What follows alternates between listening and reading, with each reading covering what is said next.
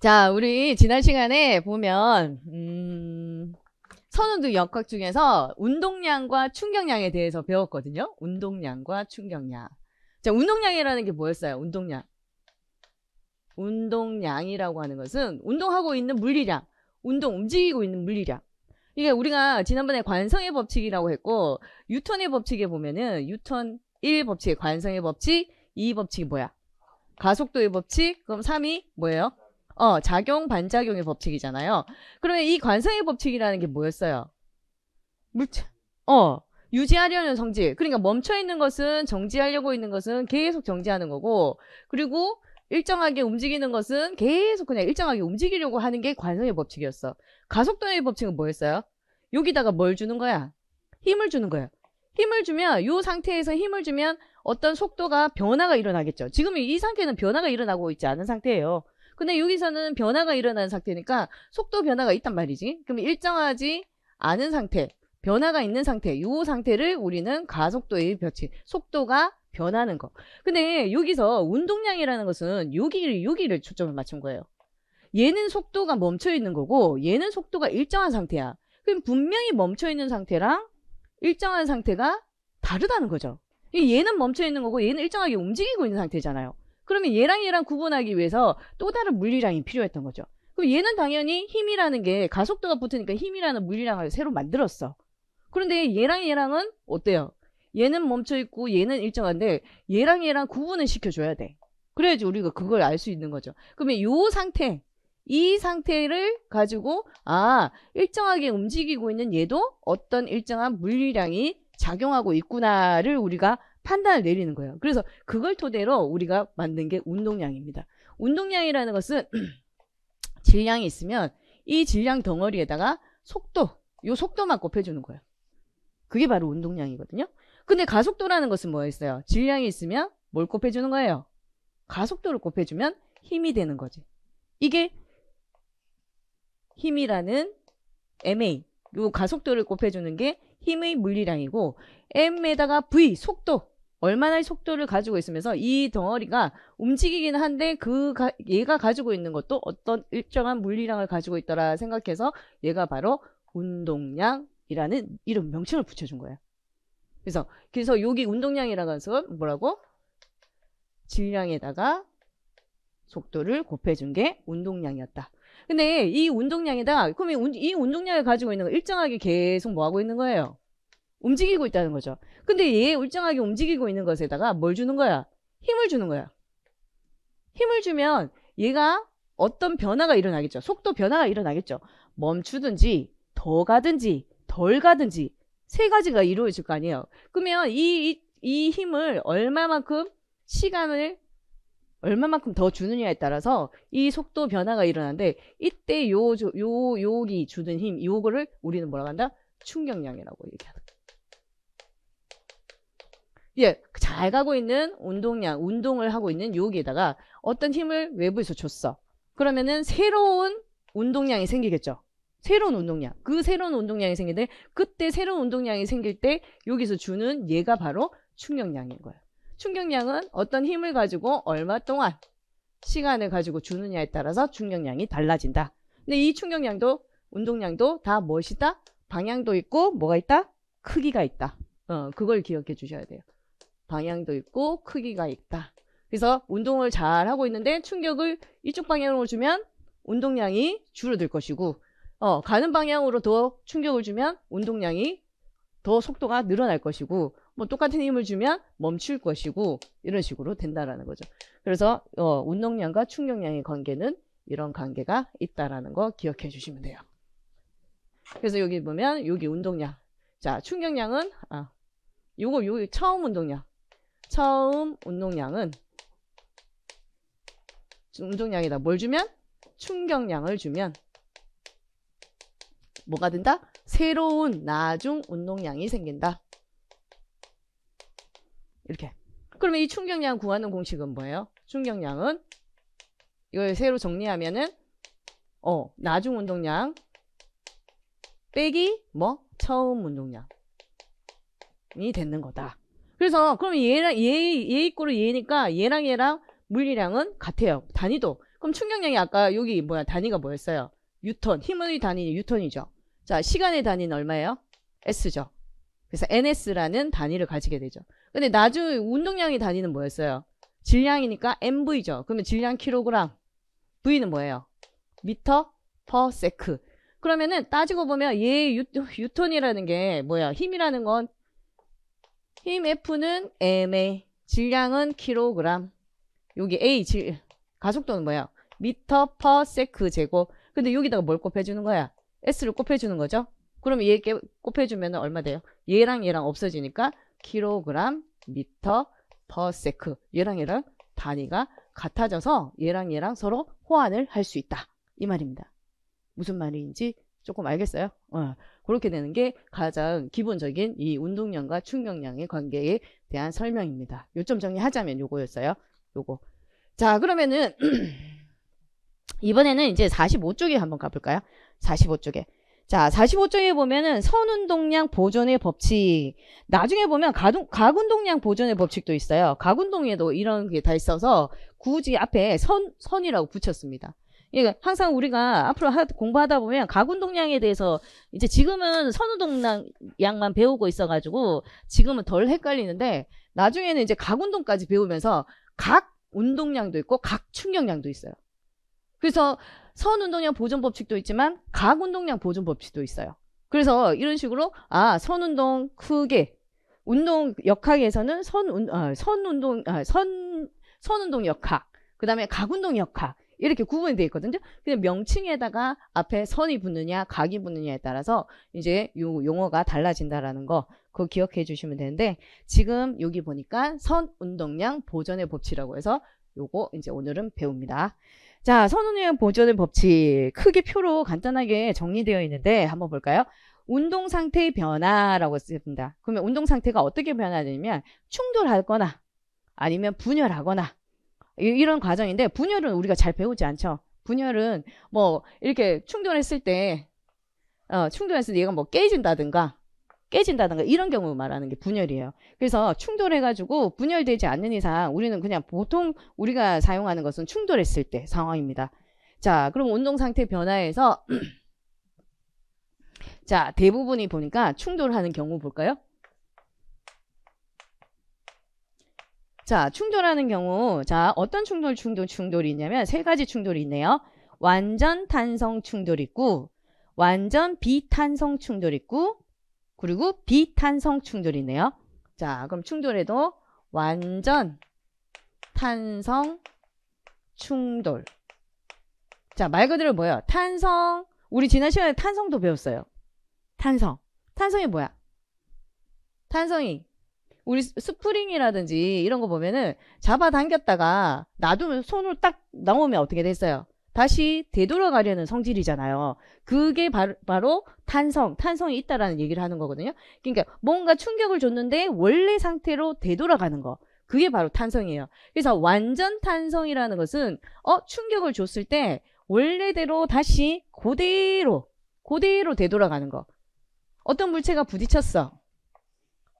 이렇게 물체가 가고 있는데 얘가 가서 충돌을 했는데 그랬을 때 얘가 얘한테 받은 충격이 그대로 흡수돼 가지고 새로운 에너지 손실 없이 그대로 충돌한 값이 그대로 받는 경우를 우리는 탄성 충돌이라고 합니다. 완전 탄성 충돌. 근데 충돌하다 보면 우리가 뭐예요? 그 책에 보면은 이게 트램플린 있어요. 트램플린에 퐁퐁 뛰었다가 이렇게 내려오다 보면은 여기에서 우리가 공기 저항도 있을 것이고. 그러니까 원래 내려오면 튕겨진 만큼 뭐 해야 돼요? 튕겨 올라가야 되는 게 정상이잖아요. 근데 이렇게 공 같은 경우도 가다 보면 점점 어떻게 돼요? 밑으로 내려와서 멈추게 되잖아요. 그럼 이 과정이 어떤 과정이냐면 공기 저항도 있을 것이고 이 표면에 있는 마찰력도 있을 것이고 여러 가지 작용에 의해 가지고 얘가 원래 가지고 있던 에너지를 그대로 튕겨지는 게 아니고 이렇게 소멸되는 거란 말이죠. 그래서 그런 것을 우리는 뭐라고 하냐면 여기에서 세 번째인 비탄성 충돌이에요. 이게 바로 비탄성 충돌. 그리고 완전히 탄성이 안 되는 거. 완전히 튕겨지지 않고 탁 달라붙어 버리는 게 우리는 뭐라고? 여기 완전 비탄성 충돌. 그래서 여기는 완전하게 탄성이 되는 충돌을 말하는 거고, 완전하게 탄성이 안 되는 충돌이고, 얘는 그저 적절하게 그냥 탄성이 되는 거고, 온전히 다 탄성이 되지 않는, 탄성은 하는데 자기가 받은 충격만큼 다 흡수해가지고 그걸 탄성시키는 게 아니고, 적절하게 그냥 탄성이 되는 정도를 말하는 거예요. 그래서 완전 탄성 충돌이 우리는 여기서 중요한 거예요. 우리가 여기 배워야 되는 것은 요거거든요. 그래서 완전 탄성 충돌은 탄성이 큰 물체를 말한다. 질량이 같으면 속도 교환만 된다. 질량이 같다. 그러니까 똑같은 공이 이렇게 가고 있는데 얘가 지금 요거 어떤 경우를 말하는 걸까?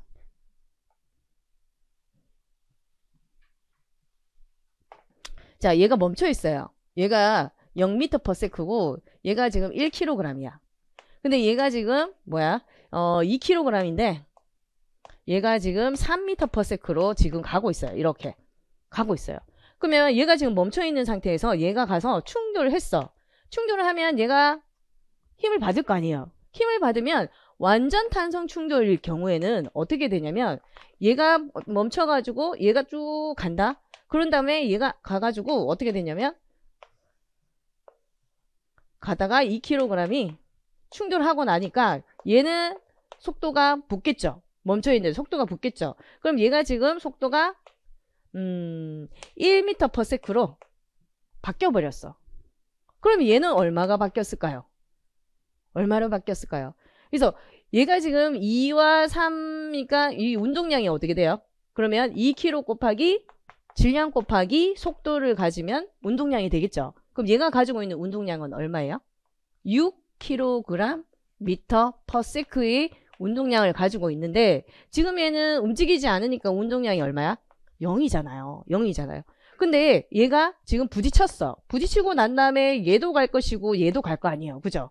그럼 얘도 가고 얘도 가는데 부딪히고 난 다음에 얘가 속도가 어떻게 됐어요? 줄어들었죠. 줄어들었어요. 얼마로 줄어들었어요? 그럼 여기 2kg 얘가 가지고 있는 운동량이 얼마지? 그러면 2kg m/s죠. 그러면 얘는 얼마의 속도로 가겠냐? 완전히 그 에너지를 탄성 충돌이라는 거 그대로 전달을 다 해버렸다 했으니까. 그러면은 얘가 6kg인데 얘가 2kg로 바뀌었어. 그럼 얼마가 줄어들었어요? 4가 줄어드는 거죠. 그럼 4를 누구한테 준 거예요? 얘한테 준 거예요. 얘한테. 그러면 얘가 속도가 얼마로 가고 있겠어요? 4로 가겠죠. 4. 이렇게. 그래서 여기 보니까 질량이 똑같은 경우네. 똑같은 경우를 그러면 예를 들어볼까요? 똑같은 경우. 똑같아도 똑같은 경우 그러면은 어떻게 된다? 그럼 똑같으면 얘 얼마가 바뀌는 거예요? 1 2 속도가 얼마가 가겠어요? 얘가 얼마나 줄어들었어? 왜 갑자기 질량이 바뀌? 얘가 지금 이만큼 줄어들었잖아요. 그럼 얘는 얼마나 늘어나야 되는 거예요? 똑같이 4kg m/s만큼 늘어나야 되는 거잖아요. 그러면은 얘 속도는 얼마가 되는 거예요? 2m/s가 되는 거죠. 돼야 되죠. 이렇게. 그래서 질량이 같을 때는 뭐 이렇게 말을 적어져 있어서 제가 질량이 같으면 속도 교환이 일어난다. 그래서 여기서 속도 교환이 얼마나? 얘가 지금 얼마? 3에서 1m로 줄어들었죠. 그러면은 얘는 1에서 얼마로? 2m로 늘어났겠죠. 이런 식으로 속도 교환이 일어나는 거예요. 그래서 이게 바로 탄성 충돌은 그대로 전달이 되는 거예요. 그대로 전달. 근데 비탄성 충돌은 아예 완전히 전달 자체가 안 되는 거죠. 그냥 달라붙어 가지고 그냥 움직이지 않는 상태죠. 자, 그래서 가운데 보면 여기 첫 번째 보세요. 질량이 같으면 속도 교환이 일어나고 운동 에너지 보존 법칙이 뭐한다? 성립한다. 그래서 제일 밑에 얘가 제일 중요하죠. 분홍색 제일 밑에. 완전 탄성 충돌은 탄성이 큰 물체이고 질량이 같으면 속도 교환도 일어난다. 질량이 같을 때는 속도 교환이 일어나고 그리고 운동 에너지 보존 법칙이 성립하는 경우가 지금 요 경우이다. 요 경우. 완전 탄성 충돌을 할 경우 아주 이상적인 경우이다. 우리 주변에서 잘 일어나지 않는 이상적인 경우. 이상적일 때 이렇게 된다는 거죠. 자, 그래서 완전 탄성 충돌은 이렇게 됩니다. 근데 비탄성 충돌은 탄성이 매우 작은 물체, 튕겨나가지 복원이 안 되는 거. 그래서 충돌 후에 하나로 합쳐지는 경우죠. 그래서 운동에너지 보존 법칙이 성립되지도 않는다. 그래서 비탄성 충돌은 우리가 주로 접하는 우리 일상생활에서 접하는 경우죠.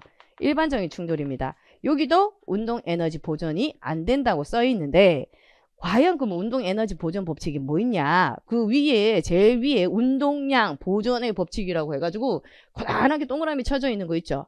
그 밑에 식이 하나 긴 게 하나 있을 거예요. 보여요? 분홍색. 예, 여러분은 분홍색이 아니지.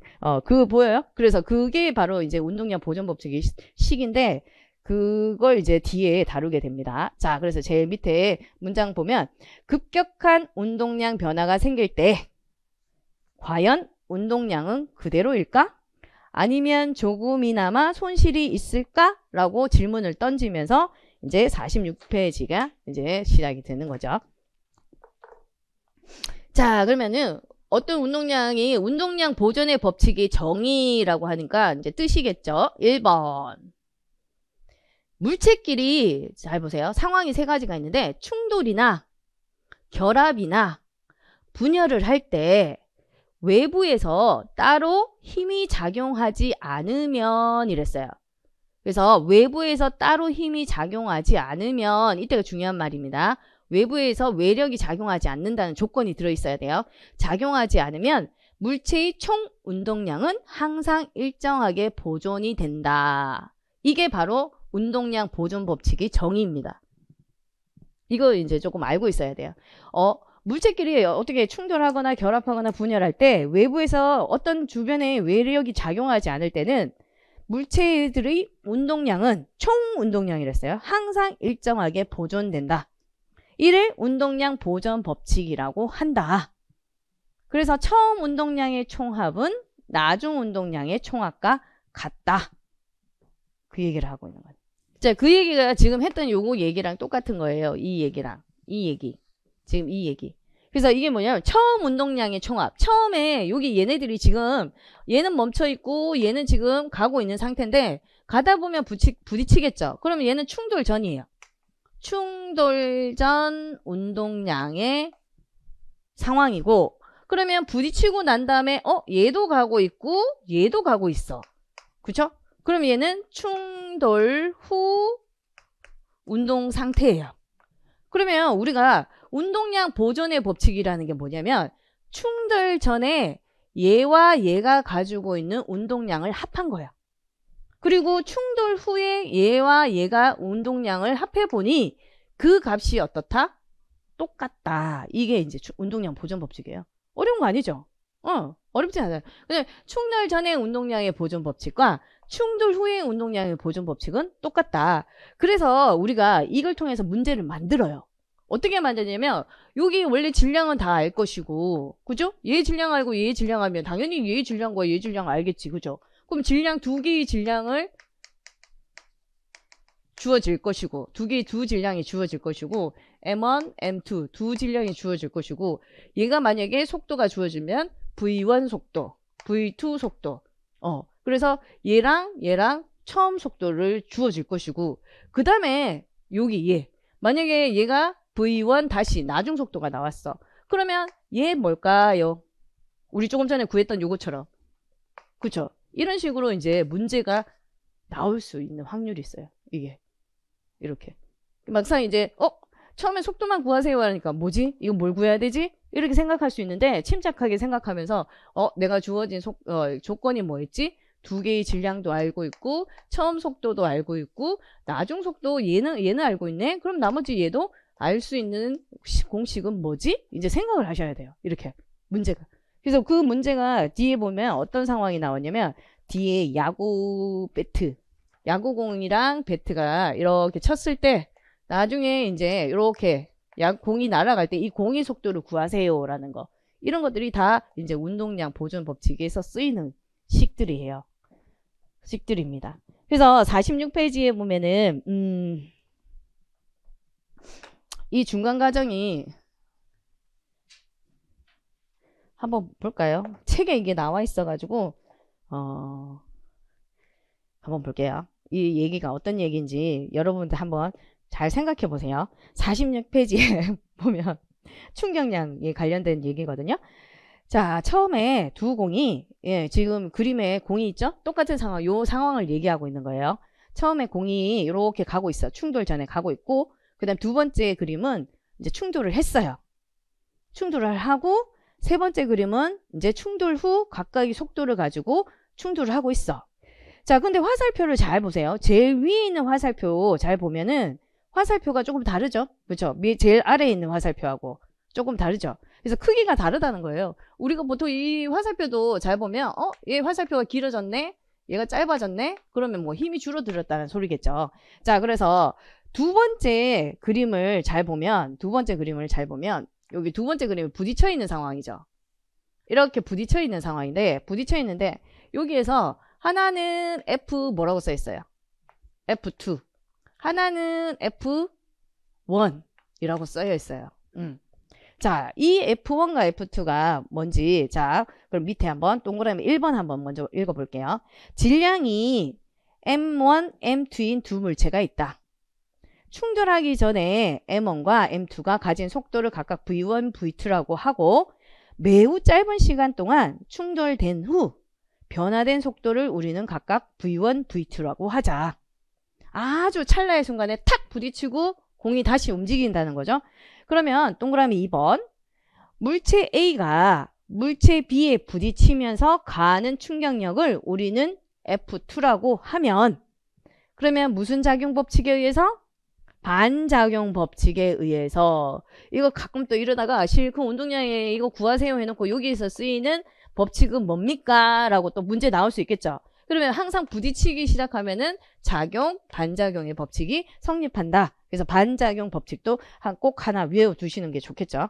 자, 그래서 F2라고 하면 작용, 반작용의 법칙에 의해서 B도 A에게 충격을 가하게 되는데 이때 B가 A에 가하는 힘을 F1이라고 하자.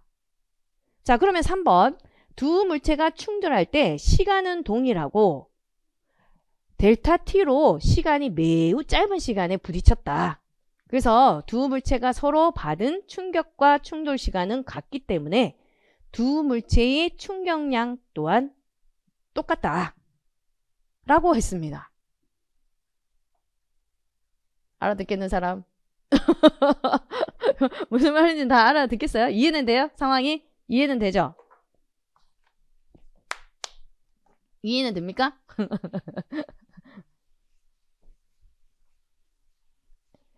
이거 하나 잘 이해하면은 뭐 그때 뭐야 농구공 왔다 갔다 하는 거 뭐 이런 것들 저런 것들 조금씩 다 이해가 돼요.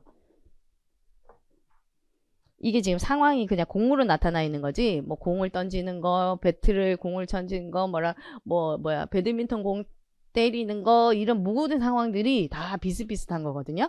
그래서 이걸 더 크게 해야 되나?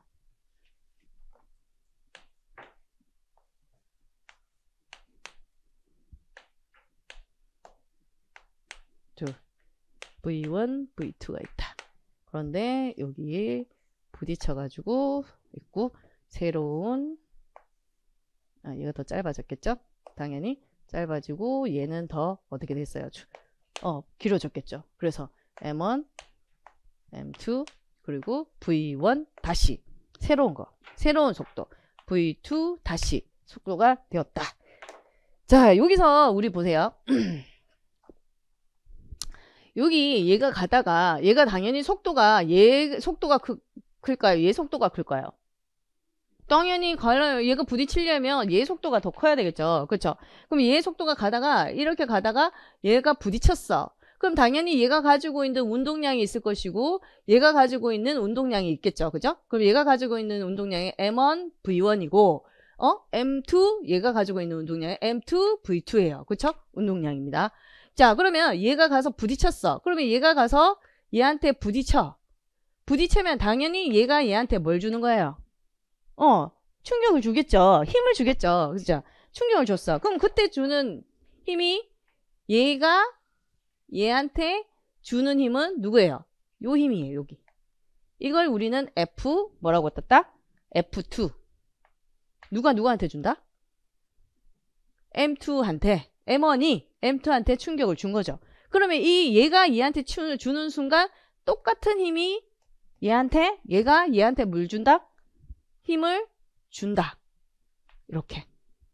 그래서 여기 얘가 주는 힘은 요 안에서 작용하는 거고 얘가 주는 힘은 요 안에서 작용하는 거예요. 작용점이 달라요. 그래서 얘는 F2의 힘을 받게 되는 거죠.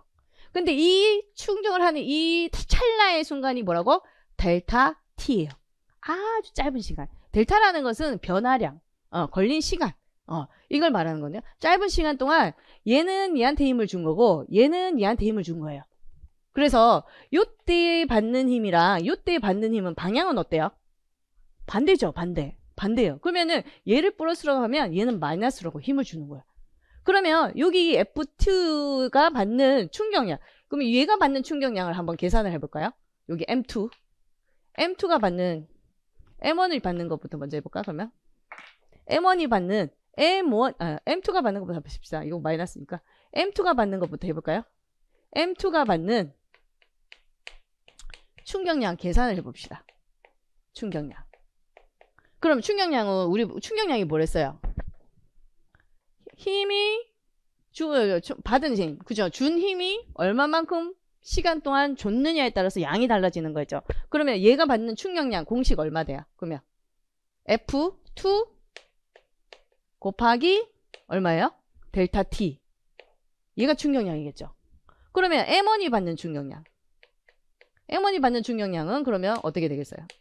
충격량은 얼마? F1?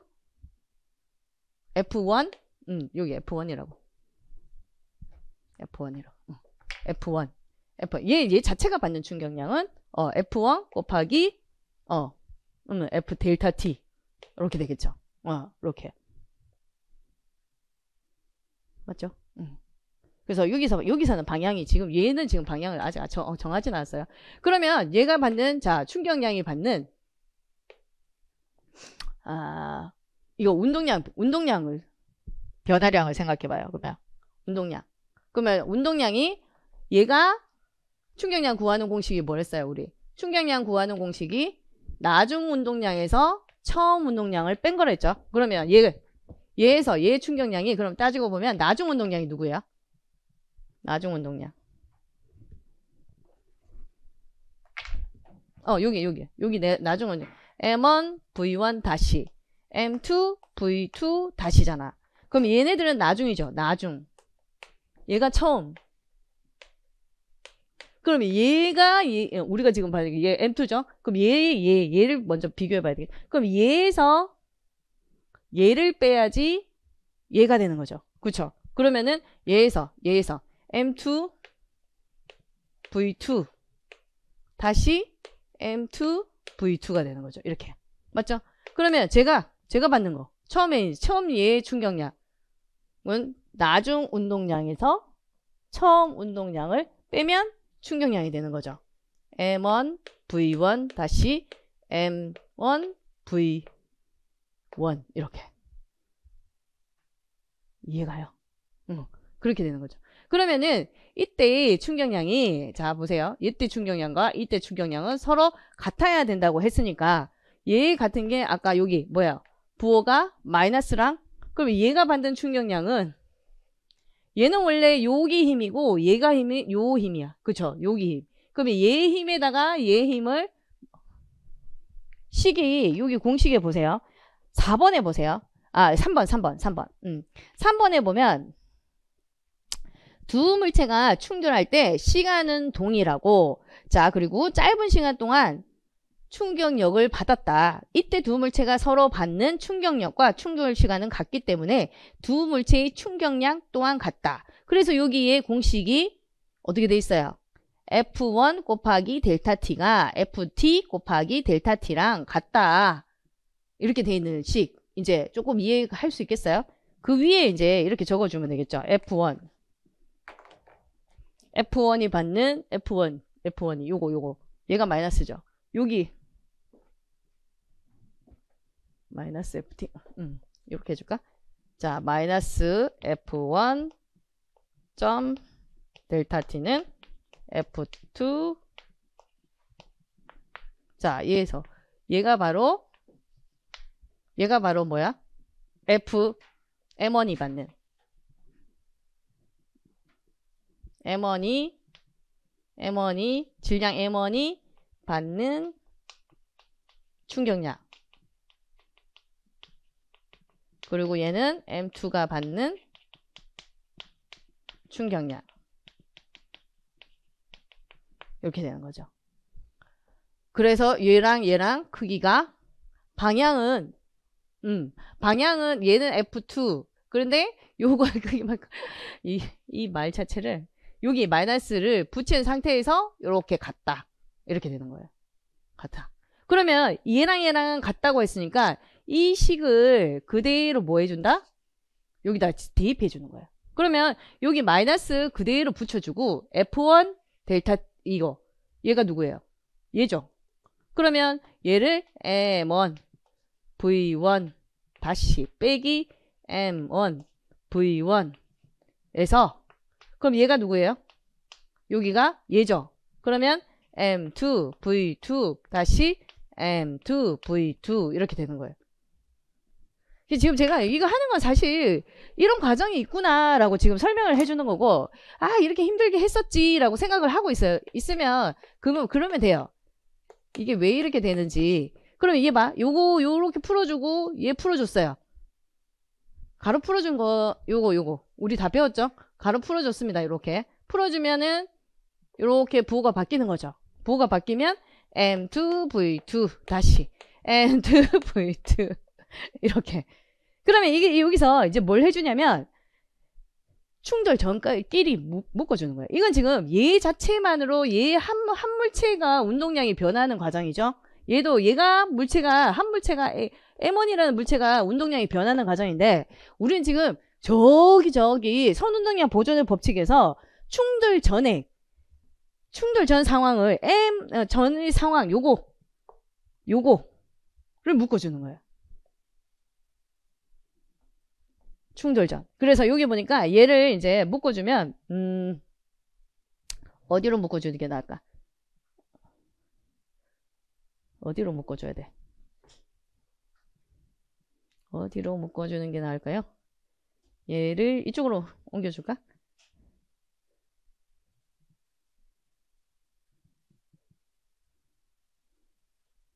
어디로 옮겨주는 게 더 나아? 빼기 더하기. 얘를 이쪽으로 옮겨줄까? 요렇게. 그러면 자, 충돌 전 M1 V1 얘를 이쪽으로 M2 V2 M2 V2 다시 더하기, 얘 더하기 하면 뭐가 돼요? M1 V1 다시 요거 이게 뭐냐면 M1 V1 플러스 M2 V2야. 그러면 뭐야? M1 V1 더하기 M2 V2 요거. 그 다음에 얘가 뭐냐면 M2 V2 다시 더하기 M1 V1이에요. 그럼 얘가 뭐예요? 요거 더하기예요. 요거. 얘는 요거고 얘는 요거예요. 그러면 이게 무슨 말이야? 충돌 전 운동량의 총합이에요. 총합은 충돌 후 운동량의 총합과 같다. 이거예요. 이게 우리가 보통 문제를 만들 때나 사고력을 할 때 결과값만 이게 아는 경우가 있는데, 보통 수학 문제나 이런 뭐 과학 문제나 할 때는 과정에서 문제를 많이 내거든요. 그 과정이 어떤 과정을 거쳤지? 우리가 원래 얘가 가지고 있는 운동량과 얘가 가지고 있는 운동량이 있었어. 그런데 이때 충돌을 했어. 근데 이 충돌을 할 때 충격량을 받았어. 그러면 얘는 고요하게 운동하고 있었고 얘도 고요하게 지운동을 하고 있었는데, 갑자기 어떤 델타 시간 동안 F의 힘을 얘가 꽝 해서 얘한테 힘을 줬고 얘도 얘한테 힘을 줬어. 그럼 이때 작용하는 힘이 뭐라고? 작용 반작용 힘을 줬어. 작용 반작용 힘이 있었어. 반작용 힘이 있었어. 그런데 이때 여기에 준 힘과 이때 충격을 준 얘가 충격을 줬기 때문에 작용 반작용에 의해서 방향은 반대고 힘은 같은 힘을 줬었어. 그리고 난 다음에 어떻게 됐다? 얘는 새로운 운동량이 생겼고 얘도 새로운 운동량이 생겼어. 이 말이잖아요. 그러면서 이제 생기는 이 과정들이 통해 가지고 따지고 보니까 결국에는 뭐가 나왔다? 충돌하기 전에 운동량의 총합은 충돌 후 운동량의 총합과 같아지는 시기 하나 발생을 했어 라고 이제 그걸 기억해 주시면 돼요. 그걸 기억해 주시면 돼요. 그래서 여기서 충격이 있었구나. 그리고 어떤 새로운 운동량이 변화되었구나. 이제 그걸 자꾸 그게 이미지화가 돼야 돼요. 그게 이미지. 그렇게 되면은 대다수의 운동 상태가 어때요? 모든 우리가 하는 운동 상태가 공이나 이런 걸 가지고 움직이는 모든 운동 상태는 이 상태예요. 이 상태.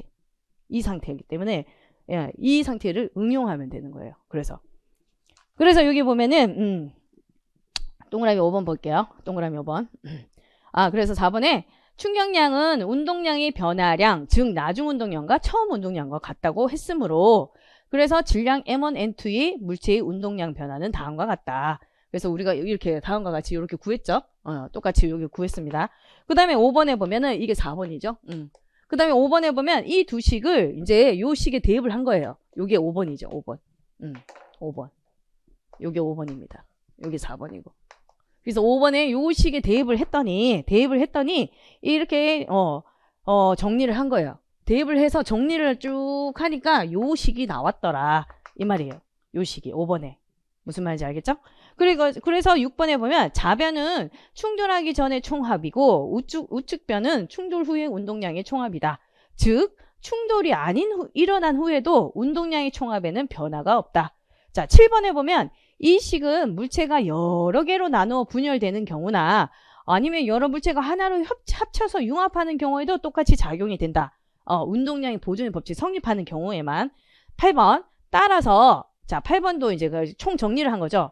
외력이 작용하지 않는다면 주변에 어떤 공기 저항이라든지 마찰력이라든지 이런 여러 가지 외력이 작용하지 않는다면 물체 사이에 충돌, 융합, 분열이 일어나더라도 운동량의 총합은 항상 뭐하다? 일정하게 보존이 된다. 그래서 이를 운동량 보존 법칙입니다. 법칙이라는 것은 변하지 않는 거죠. 변하지 않는 상황이니까 이건 꼭 법칙을 알고 있으면 되겠죠. 그래서 운동량 보존 법칙을 통해서 이제 47쪽에 우리가 문제를 몇 가지를 한번 풀어보는 거예요. 적용을 해보는 거예요. 자, 그러면 가로 3번 볼까요? 자, 앞에서 배운 운동량 보존 법칙이 구체적으로 어떻게 적용되는지 살펴보자 라고 했어요. 그랬더니 여기 보니까 야구 배트를 가지고 야구공을 빵 때리고 있습니다. 빵 때리고 그 다음에 공이 이제 배트에 맞아서 충격을 받았겠죠? 서로 힘을 받아서 작용 반작용에 의해 가지고 튕겨나가고 공도 야구 배트도 속도가 달라졌겠죠? 이제 그 상황이 이제 머릿속에 아주 찰나의 순간이지만 요 과정을 다 머릿속에 집어넣어야 돼요. 분명히 배트 있고 공이 이제 날아오고 있어. 그럼 배트는 이렇게 오고 있겠죠. 그럼 치고 나면은 공은 어떻게 되겠어요? 치고 나면 공도 이쪽으로 날아갈 것이고 배트도 어떻게 되겠어요? 이쪽으로 가긴 가겠죠. 근데 요 중간 사이에 우리는 분명히 뭐가 있었다? 이 중간에 이 과정이 있었다라는 거 기억해 주셔야 돼요. 그럼 이 과정이 있었고 그럼 얘는 속도가 처음에 빨랐는데 충돌하고 난 다음에 속도가 조금 느려지겠고 그 다음 얘는 속도가 이쪽으로 가고 있었는데 속도가 0 되면서 다시 방향까지 틀었네? 이 생각까지 하셔야 돼요. 그래서 요 과정이 여기 작용 반작용에서 서로 여기서 주고받고 힘이 생겨 있었구나 라는 생각을 하고 있어야 돼요. 그러면서 이제 여기 보니까 동그라미 1번 문제 동그라미 1번 볼게요. 운동량 보존 법칙은 움직이는 두 물체가 충돌했을 때도 적용이 되는데 자 위의 그림과 같이 야구 선수가 야구공을 배트로 쳤을 때 야구공과 배트의 총 운동량은 충돌 전과 충돌 후에도 어떻게 해야 된다? 동일하게 보존이 되어야 있어야 된다. 그 식이 이제 밑에 있는 식이에요. 이제 그 식이 이제 조금 이해가요? M1V1 플러스 M2V2는 M1V1 다시 M2V2 다시 이제 조금 이제 이게 무슨 말인지 이해가죠? 그래서 충돌 전에 얘가 M1V1이야. 그럼 얘가 M2V2야. 그러면 얘는 MV1 다시가 되는 거고 MV2 다시가 되는 거고. 그렇죠? 예. 그래서 요거 두 개의 운동량의 총합은 충돌하고 난 운동량의 총합과 어떻다? 같다. 그 얘기를 하고 있는 거죠. 그러므로 동그라미 2번 임팩트 직전과 후의 배트 속도와 임팩트 직전의 공의 속도를 알면 임팩트 한 직후 공의 속도를 측정하지 않고서도 계산해낼 수 있다.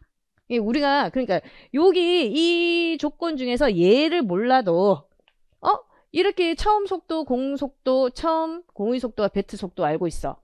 그리고 그 다음에 치고 난 다음에 배트 속도는 알고 있어. 그러면 우리 너 공 속도 구할 수 있을래? 예, 구할래? 이런 하면 이제 구할 수가 있어야 된다는 거죠. 그럼 나머지 조건 다 알고 있으니까 이제 식을 세워가지고 얘만 구하면 된다. 그 얘기를 말하는 거예요. 어렵지 않죠? 이제 모든 상황이 그런 상황이에요. 자, 그러면 4번 볼까요? 이번에는 볼링공도 마찬가지예요. 질량이 10kg이면 볼링공이 7m/s로 이동하여 질량 2kg이 핀을 쳤다고 하면 충돌 후 볼링공 속도를 알아보자 라고 했는데, 그럼 알 수 있을까요? 여러분들 식 한번 세울 수 있겠어요? 한번 세워보세요. 식을 세워보세요. 한번. 어떻게 세워야 돼 그러면? 10 곱하기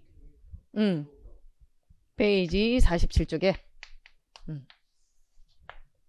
자, 그러면 10kg. 아니면 그림을 한번 살짝 그려보면 되죠. 볼링공이 가고 있다. 핀이 이렇게 서 있다. 그런데 이제 볼링공 부딪혔다. 그럼 핀이 쓰러지겠죠. 가고 있겠죠. 그러면 처음에 볼링공이 10kg이야. 그리고 속도가 7m/s야. 안 되면 그림을 살짝 그려보면 돼요. 근데 핀이 지금 2kg이랬죠? 그런데 지금 이때의 속력은 얼마예요? 멈춰 있으니까 0이겠죠. 0m. 그리고 충돌했고 그 다음에 공은 가고 있고 얘는 뭐 쓰러져서 다시 날아가든지 뭘 하고 있겠죠. 그러면은 얘가 지금 그대로 10kg이 있을 것이고 얘는 2kg이 있을 것이고, 그런데 우리가 또 조건이 뭐 있어요? 충돌 후가 속도가 여기 아직 안 나왔나? 그러면 2kg 쳤다고 하자. 밑에 볼까? 조건은 뭘로 할까요? 핀이 속도가 누구 속도가? 볼링공의 속도. 그러면 얘가 14가 되었다. 얘가 14. 요 핀 속도가 14가 되었다. 라고 지금 문제에서 주어져 있네요. 그랬을 때 얘의 속도는 얼마일까요? 묻는 거예요. 얘의 속도. 볼링공의 속도는 얼마일까요? 그러면 이제 식 세울 수 있겠어요? 그러면 충돌 전에 외부에서 다른 외력이 없는 이상은 운동량 보존의 법칙이 성립한다. 운동량 보존의 법칙이 성립하구나. 우리가 알고 있는 조건은 요거 그리고 얘 알고 있다. 자, 그러면 충돌 전에 운동량의 보존의 법칙. 자, 그럼 충돌 전에 운동량의 합. 그러면 10 곱하기 10kg 곱하기 7m/s 더하기. 그렇지. 그럼 얘는 0이죠. 0. 자, 이것은 누가? 얘 운동량. 뭐예요?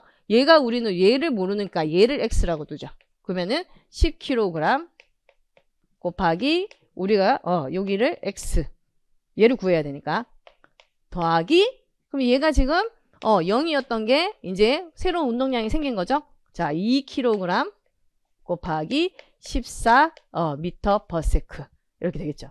그러면 얘 계산하면 70kg m/s는 그럼 얘는 10kg 곱하기 x 더하기 얘 계산하면 얼마예요?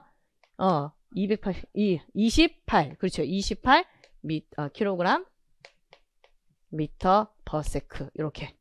그러면 얘를 남겨두고 얘는 어차피 얘가 값이 풀었으니까 얘를 남겨 얘를 이쪽으로 옮겨주면 되겠죠.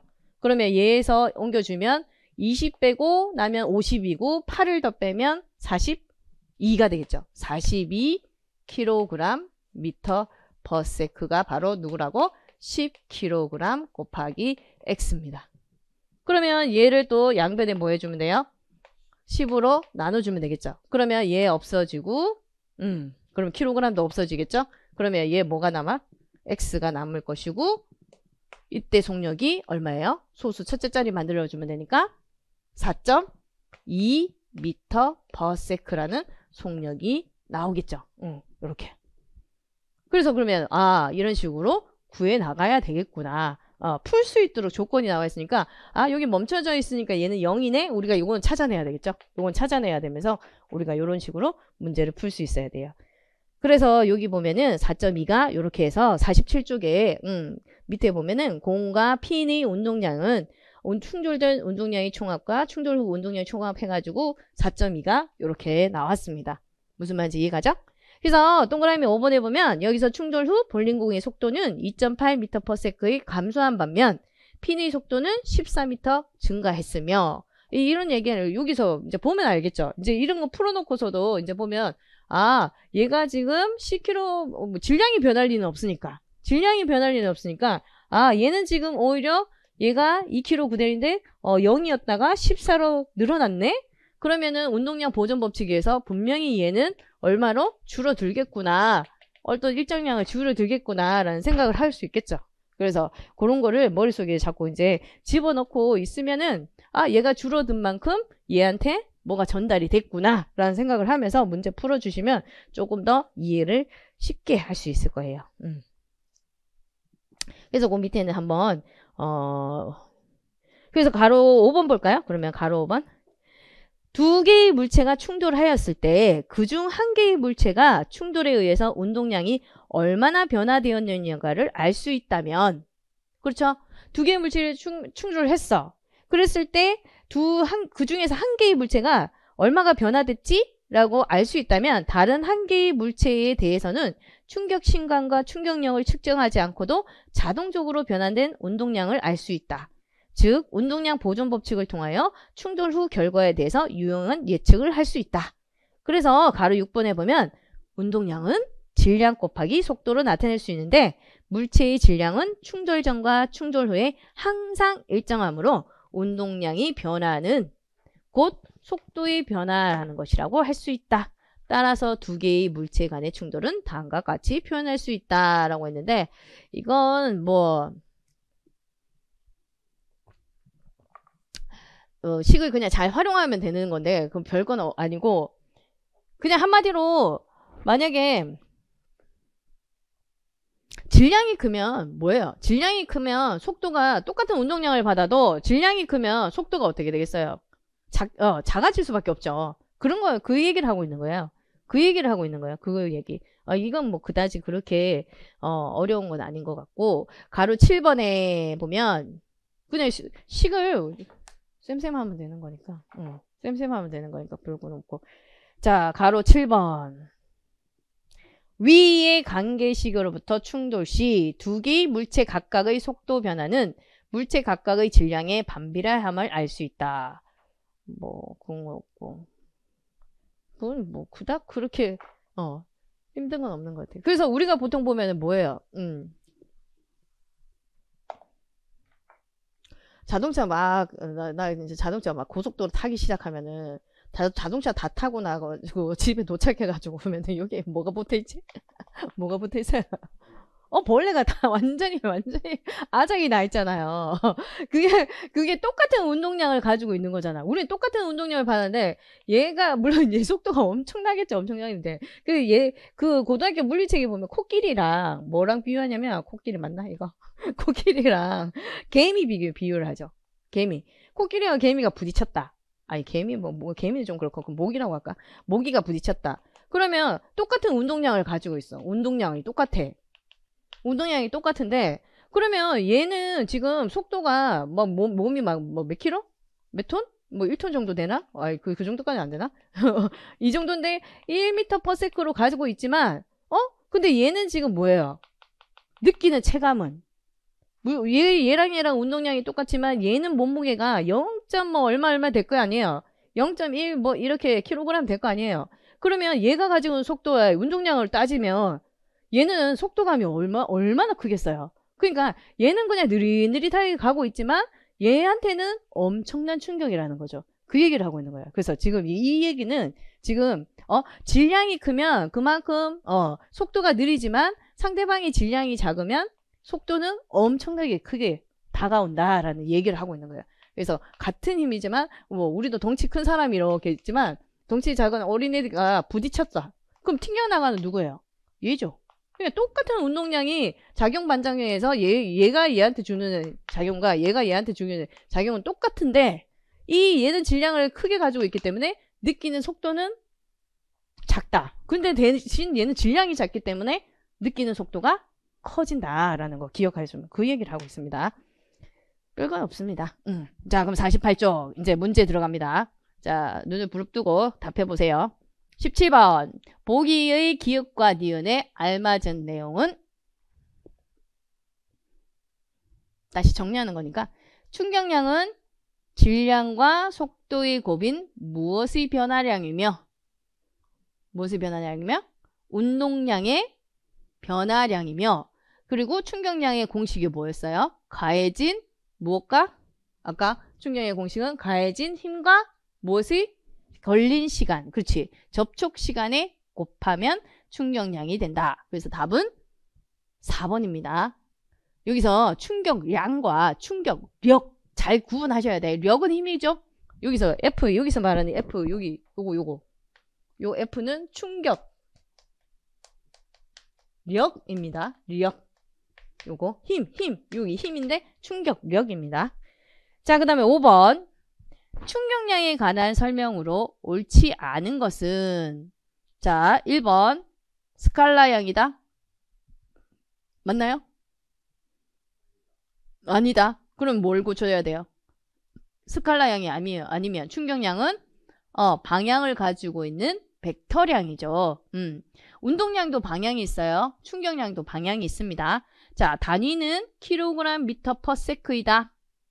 맞나요? 아까 여기 충격량이 있으니까 힘 곱하기 계산해보면 되죠. 힘 곱하기 T구나. 그러면 힘은 뭐야? F구나. F는 킬로그램 미터 퍼 세크 제곱이구나. 그리고 여기에 S를 곱해주니까 얘 쌤 되고 얘가 되는구나. 그렇죠. 아니면 이거 운동량이랑 같이 호환이 된다 했으니까 운동량도 알 수 있고 아니면 얘 NS라고 나와 있다고 해서 틀린 거 아닙니다. 얘라고 해도 되고 얘도 된다. 이 말이죠. 뉴턴에다가 시간 곱하는 값도 된다. 그 다음에 3번 운동량 변화의 원인이 된다. 맞나요? 그쵸? 운동량이 변화되는 원인은 충격을 받아서 운동량이 변화되는 거니까 운동량 변화의 원인이 된다. 맞죠? 4번 시간에 대한 힘의 곡선을 적분한 값이다. 이거는 이제 보통 적분이라는 말은 뭐 수학에서 잘 쓰는데 적분, 미분 뭐 이런 말 쓰죠. 적분은 쌓는 거예요. 그래서 여기 보면 이게 지금 이게 무슨 말이야? 시간에 대한 힘의 곡선. 시간이 있고 힘이 있어. 자, 그러면은 이때 요렇게 곡선이 이렇게 있어요. 그러면 시간 곱하기 힘을 해볼까? 힘에다가 힘 곱하기 시간 하면 뭐가 된다 했죠? 충격량 된다 했죠? 우리 지난 시간에 이거 한번 풀었긴 한데 충격량이 되죠. 그럼 힘 곱하기 시간이니까 얘 곱하기 얘 그러면 가로 곱하기 세로 그러면 가로 곱하기 세로 하면 뭐가 된다? 얘 면적이 된다. 그러면 적분한다라는 말은 요 그래프 요거 하나하나에 이 네모 막대를 구해가지고 그래서 얘를 다 더하는 거예요. 이거 이렇게 곡선이 되어 있는 걸 우리는 단번에 넓이를 찾기가 힘들거든요. 그래서 컴퓨터를 대입한다든지 식을 막 만들어가지고 요걸 아주 작은 막대기 네모로 사각형 네모로 만들어버려요. 사각형 네모로 만들어가지고 이걸 다 더하면 이 면적을 구할 수 있다는 게 적분 쌓는 거. 이 하나하나를 다 쌓아가지고 더하는 거. 더한다라는 말이 적분입니다. 그래서 여기 시간에 대한 힘의 곡선을 시간과 가로 시간과 세로 힘에 대한 이 곡선을 적분한 쌓는 요 안에 있는 면적이 바로 충격량이다 라는 말을 하는 거예요. 그래서 4번도 맞아요. 자, 그 다음 문제 1번도 한번 지난 시간에 풀어봤는데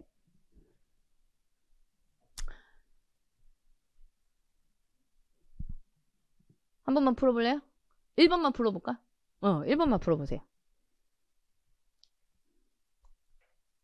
질량과 속도를 나타내는 것이다. 세 물체의 운동량 크기가 크기를 구해보세요.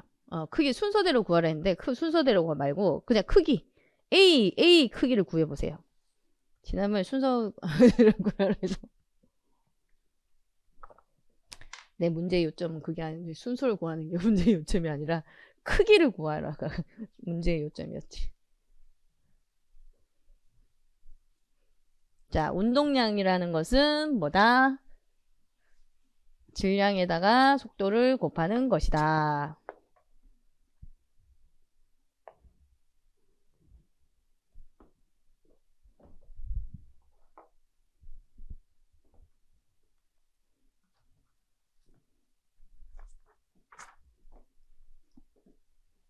됐나요? 자, 그러면 A. 자, 운동량 MV다. 자, 그러면 질량이 뭐예요? A 질량 얼마? 0. 그렇지, 맞아요. 0.2로 킬로그램이죠. 킬로그램. 우리가 지금 운동량에서 요 질량은 단위가 뭐예요? 킬로그램입니다. 그램을 뭘로 고쳐줘야 돼? 킬로그램. 그렇지. 킬로그램 곱하기 뭐? 속도니까 10m/s. 그래서 얘 계산해주면 얼마? 1.5kg m/s이다. 이렇게 되겠죠. 무슨 말인지 알겠죠? B 같은 경우는 그러면은 B는 어떻게 되겠어요? 0. 얼마? 0.5kg이 돼야 되죠. 그렇죠? 그래서 50 이렇게 계산이 돼야 되죠. 그래서 계산하면 얼마? 3kg m/s이다. C는 얼마예요? 질량이 얼마? 0.006kg이 돼야 됩니다. 자, 이거 이제 가끔 가다가 또 이런 식으로 문제 또 나와가지고 틀릴 경우가 쓸데없는데 이상한데 또 신경 쓰게 하는 그런 문제들이 또 있을 수도 있으니까 이런 거 킬로그램이라는 거고 미터/s 구하는 거다. 그래서 0.54 이렇게 답이 나오겠죠? 기억해 주시면 됩니다. 자, 그 다음에 48쪽에 우리 48쪽에 문제 2번 우리 지난 시간에 풀었던 건데 맞아요? 풀었으니까 요거는 넘어가고 자, 잠시 10분 쉬었다가 그러면 우리 49쪽 넘어가겠습니다. 10분 쉬겠습니다.